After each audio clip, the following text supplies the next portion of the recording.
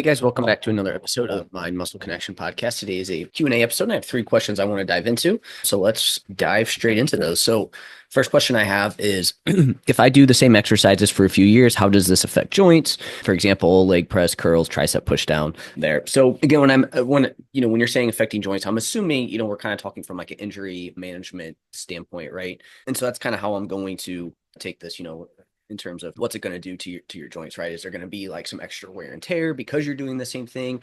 And what does it look like? So I think if we are smart with our programming and so what is in our training, you will probably be fine. I don't, again, if we're smart with those things and we're managing that, you should be good to go. And so what I mean, what's being smart with your training? Well, it's making sure you're not, outside of, again, if you're doing the same exercises all the time, or maybe you're just the same three are the same and everything else is changing. Again, we're making sure we're not having too much redundancy in our programming, right? In terms of exercise selection. So, for example, if you're doing your chest, you're not doing like 4 variations of an incline chest that's going to hit your upper chest, right? If we're going to do 4 chest exercises, we're doing one that's going to be a little bit more like a low incline flat pressing, maybe a high incline flat pressing, maybe something that hits the lower chest where we're kind of pushing down, and then maybe we're adding in some fly movement, right? So we're getting some variation within that. So that's one way. And then also programming, making sure that we're not just overdoing training and doing a ton of volume overall, right? I mean, that's going to be something that would be the bigger thing at play than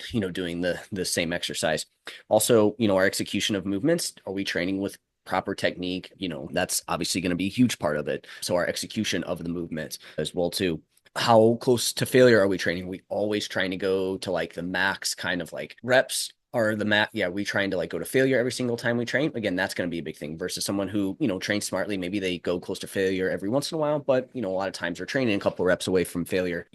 That's going to be a big thing as well too there in terms of this. Rep ranges, are we varying that, or is that going to be the same? That could be something that impacts it. If you're always training and say like the 5 to 8 rep range on these, to me that's going to be a little bit different than someone who maybe varies the rep range up a little bit, right? So again, that's super important as well too. So again, we want to look at that, and that's the programming and the training side.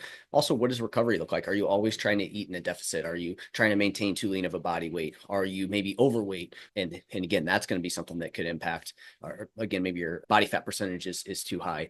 That's going to be something that's going to impact your recovery. It's going to impact your joints. So again, that's a huge thing. Our overall recovery, our sleep, do we get enough protein? These are the big things that are going to me, be the big rocks in terms of, but if you're nailing all those things and you're smart with your training and you're nailing things outside of the gym, I think you'd be surprised at how long you could stick with a particular exercise. Now, in saying this, what we know about exercise variety when it comes to muscle growth, unless you're limited in what you can do due to equipment, or because you just really love a particular exercise, I don't really see the point in keeping the same exact like movement in for that long of time. Again, if you really like something and or again, you just don't have the equipment available to make these necessary changes, then that's a different conversation. But to me, from a long-term adherence standpoint, it makes sense to vary things up a little bit. And again, what we know about just using different movements and the benefit that has on hypertrophy, it just, to me, it doesn't make sense to keep things the exact same. Now, within this, there's also some small technique adjustments that we can make, right? So, for tricep push down, you could be doing one with a straight bar, you could be doing one with a rope, you could be doing cross-body push down, right? So there's different variations within the movement that you could also do, right? So same thing with leg press, you could do like a sissy squat variation. You could put your feet a little bit higher on the platform. You could put them a little bit lower. You could do, there's a lot of things that we could also make small changes that it's still the same, it's still leg press, it's still a tricep push down, but there's some small variations. So I think if you're not doing anything like that and you're just keeping it the same for 2 straight years, again, maybe you're going to be at a little bit higher risk of something like that. But it's still, again, it comes back to, if you're training smartly, I think your risk of impacting your joints goes down greatly. So to sum this up, I think if we're smart with everything, you could probably do it. But at the end of the day, unless you are limited in terms of your equipment and or you just really enjoy an exercise, like it just feels really good, you're able to progress, you enjoy it, to me, it makes sense to switch things up every once in a while. Now, I guess if we want to take this just a little bit further, then it begs the question, how often should you change exercises? And I think that, is just going to depend on the person and again, equipment availability and how they enjoy that particular movement there, right? So in a client's program, our training cycles last somewhere around like 6 to 10 weeks, and then we'll kind of change some things up. But that doesn't mean I'm changing up everything completely, right? There's still some exercises that probably carry over. And again, this is going to be dependent on how you're progressing in it, how you're feeling towards it. So that's how I would go about that there. So if you have any questions on this, let me know. All right. So next question is, how much of an impact will going from 290 grams of protein a day to 120 grams a day have on TDEE? So your total daily energy expenditure given the thermic effect of food. So real quick, I'm going to kind of go over, before just answering this question, I want to kind of go over total daily energy expenditure, how many calories we can potentially expect to change from there. And then some of the benefits, and then some issues of like potentially going that high with protein there. Okay. So first, let's talk about total daily energy expenditure. So this is essentially your metabolism. Your total daily energy expenditure is the amount of calories you burn in a day. And this is broken up into four distinct categories. We have our basal metabolic rate, which is basically the amount of energy you burn at rest for basic bodily functions. That makes up about 65% of your total daily energy expenditure. Understand these numbers could change a little bit based on genetics, things that we do, et cetera. So we have basal metabolic rate. Next, we have non-exercise activity thermogenesis. That's NEAT. And this is essentially subconscious movement. So me sitting here moving, blinking, fidgeting, that's non-exercise activity thermogenesis. It could also be walking, it could be like daily chores that you do that isn't like specific exercise. Now, some people ask, does walking count? It just depends. It doesn't really matter so much. It's just, again, it's more so the kind of principles here that we want to take from each one. Then we have exercise activity. So that's the energy you expend from your dedicated exercise. Again, that's going to vary from person to person. For some people, it's zero. For some people, it's, a couple hundred, like 1,000. It just depends on what you do, right? People that would be in the thousands would be like endurance runners, long distance runners, people who have to train 3-4 hours a day for a sport or whatever it may be. And then you have people, maybe who just lift weights, get some steps in, we're looking at maybe 500-600 calories a day. So again, this could range from person to person there. And then, but that's the one that people typically only track now. And then now the last one is thermic effect of food. So this is the energy you expend absorbing and digesting food. Okay. So those are the four that make up your total daily energy expenditure. Now, thermic effect of food, which comes into this question, makes up around 10% of the amount of calories you burn in a day. Again, these numbers are going to vary based on NEAT and exercise activity. But again, generally speaking, we're looking at about 10%. So not a huge chunk of the amount of calories you burn in a day. So, if someone's burns about, expends about 2,500 calories, you're looking at about 250 from thermic effect of food. Now, that's not a small amount, but it's also not a large amount either. Within that, out of the three macros, protein uses the most energy to absorb and digest. So it's going to cost the most calories to utilize that protein. So if we're, eating 100 grams of protein and go down to 120, we probably can expect a decrease in our thermic effect of food. Now, there's a lot that goes into it. I'm not going to get into the nitty gritty here because we don't need to know exact numbers. It's not important. But again, if we're looking at 250 calories on average for thermic effect of food, maybe it's a little bit higher if you eat high protein, and say we go from 290 to 120, we're probably looking at 100 to 200-ish calorie difference here if you drop down. Okay. So again, not a lot. I mean, again, 1 to 200 could be a big number in, say, a fat loss phase. It could be a big number in general, but at the end of the day, all things considered, it's 1 to 200 calories really isn't that much. It's what, 3 Oreos potentially. It's a chicken breast. Like it's not a lot of food if we think of it in terms of that. Again, when it comes to thermic effect of food, we want to kind of just think of the additive benefits. We don't want to be like, oh, if I take this out, now I need to drop this down. Just think, hey, what are things that we can do to try and increase our total daily energy expenditure as much as possible? Hey, we probably want to eat enough protein. And then really the specifics are kind of, up to chance, up to your genetics, et cetera. So we don't want to get too caught up in these numbers. But, if you're eating that high protein and then you drop down, you can expect a small decrease in that thermic effect of food. But we're not talking a lot here overall. So, I think with this, if you're someone who is, let's say you are 120 pounds and you're trying to go to 290, I think that's a bit excessive, right? Just to get that extra couple hundred, potentially extra calories, right? So again, this is why I'm saying we don't want to use this as a way of being like, oh crap, if I go from 290, I'm just like totally screwing this up. I have to stay at 290. And I think that's a big mistake, especially for someone who is 120, right? So, because again, to me, if we're trying to increase our energy expenditure, there's much better ways to do that than have it be through protein.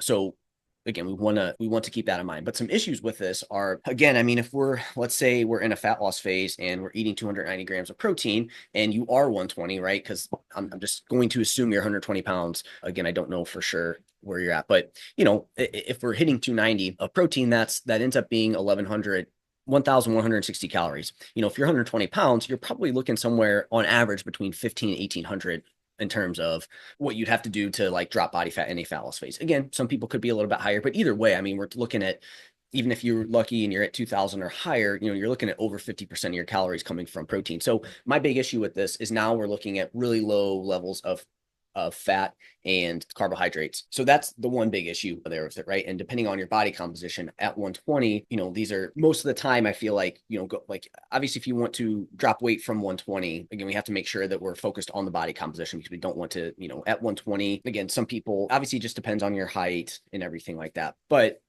like I said, we really want to be careful with body composition. And, most people aren't overweight or really high body fat at 120, just generally speaking, right? And so again, going really low, like carbohydrate and like really restricting at that point, to me, we want to be careful with. So, body size is going to be big here. So that's the one issue I see with 290 grams of protein for this specific person. If you're 120, if you're 250 pounds, this is a different conversation that we're having here. But the other big thing here too with 290, if let's say just for example, you're eating, let's say you're 120. So we can take this from someone who's 120 all the way up to 200, let's say or higher.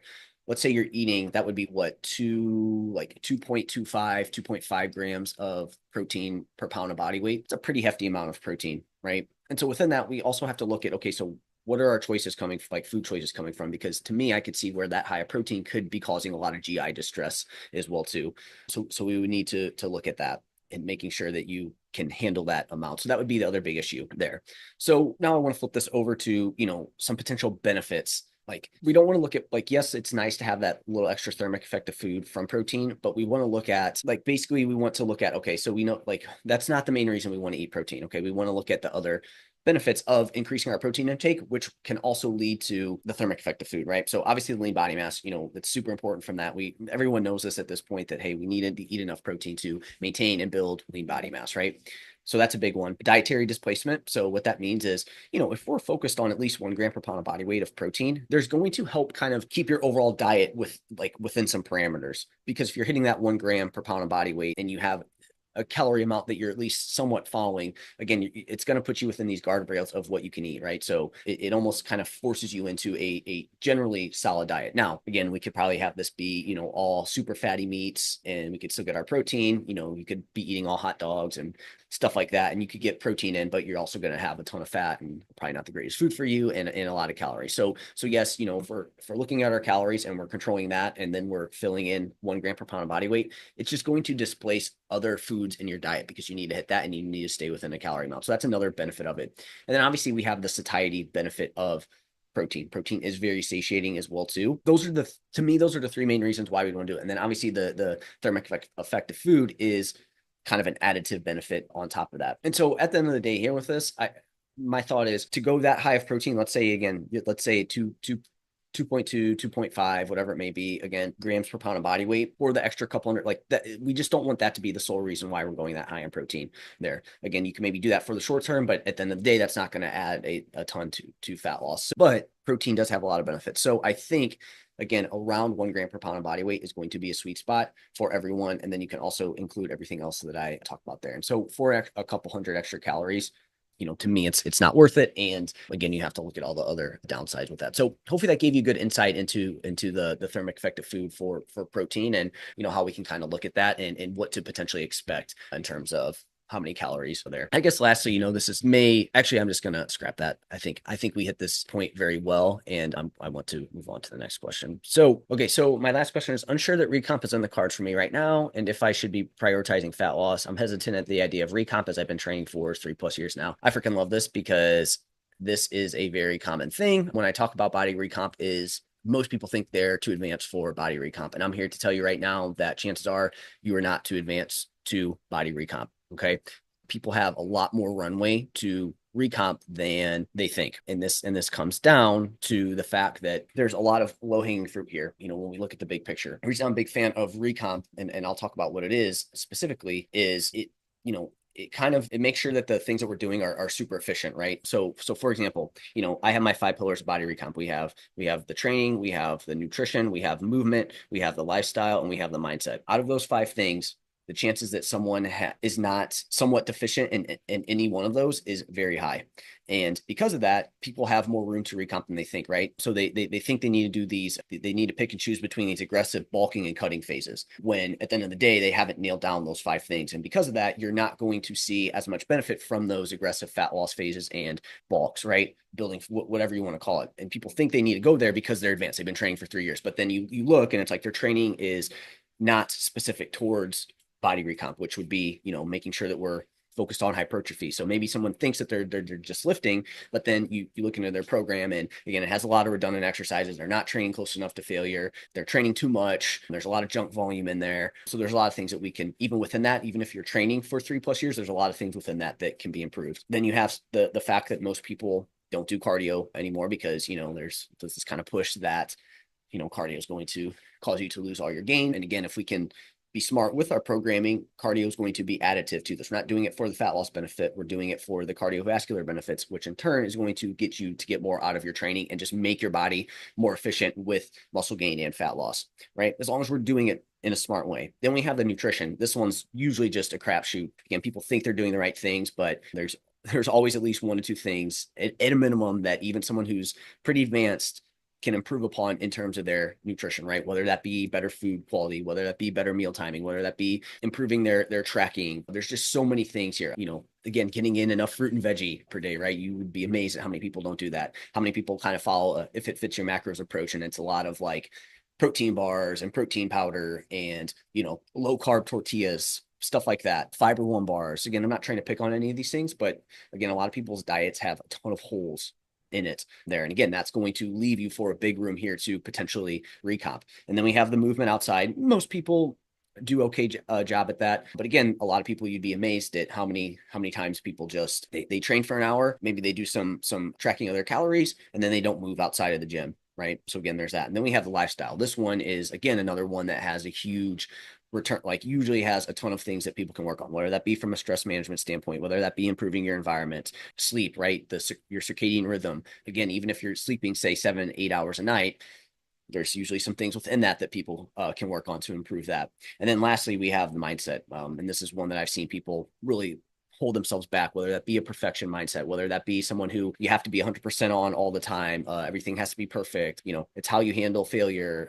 It's how you handle setbacks, things like that. Like out of those 5 things, people have at least 1 to 2, if not more. And even things that they think they're nailing down could also improve there. Okay. So because of that, people have a lot more room to recomp than they think. They don't have to get into these aggressive, they don't have to choose between, hey, I need to be fat loss dieting or I need to be building muscle there, right? And my other thing on this is recomp also means changing your body comp over time. So you have more muscle and less fat. And it doesn't always have to be simultaneous fat loss and muscle gain. That's another misconception that people have around this is like, oh, hey, recomp is I'm simultaneously losing fat and building muscle. Again, no, that's not always the case. I think people have a lot of runway to do that more than they think, but this can also be, hey, we're decreasing our body fat percentage by adding some lean body mass with not really letting your body weight come up very much. And again, that comes down to all the things we talked about. And so again, this is losing body fat and building muscle over time. If we can think of it from that standpoint, that is, that's to me is a body recomp. Whereas again, I get it, maybe in the research or what people typically talk about body recomp is this like simultaneous, like I said, that is something that can certainly happen and people have a lot of runway for that, but that's usually not something that we can sustain for extended periods of time. And, at the end of the day, if we don't really have a focus on which one's more important to you, the fat loss or the muscle building side of things, that's going to factor into that as well too there. So that's kind of my summary of that and why I think that anyone who says this, always want to check them on it because chances are you have a lot of things that you can work on. And even if you do nail one, usually not all these are put together at the same time. And again, that's going to be something that's going to impact your results. So hopefully that was helpful. So this leads me into right now, I'm currently have my doors open for my Body Recomp Blueprint one-on-one coaching program. The winter cohort is open. This is going to run through January. So if you're interested in this, maybe you're someone who you have that skinny fat look. Maybe you're someone who's been working super hard. You're eating healthy, but you're just not seeing that change that you feel like you should.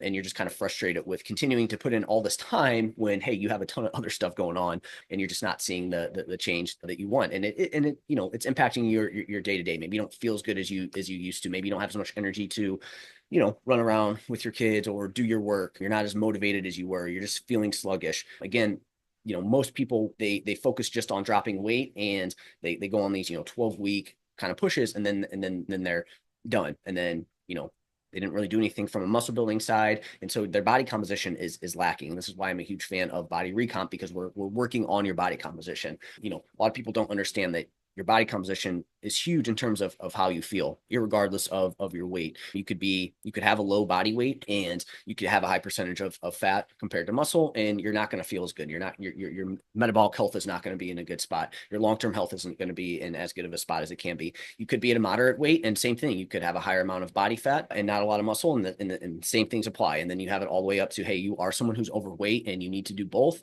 And so again, where you've kind of fall on that is going to depend on our strategies that we're going to implement specifically. So that is open through the end of the month. If you're interested in finding out more, you can set up a free call in the show notes, or reach out to me on Instagram.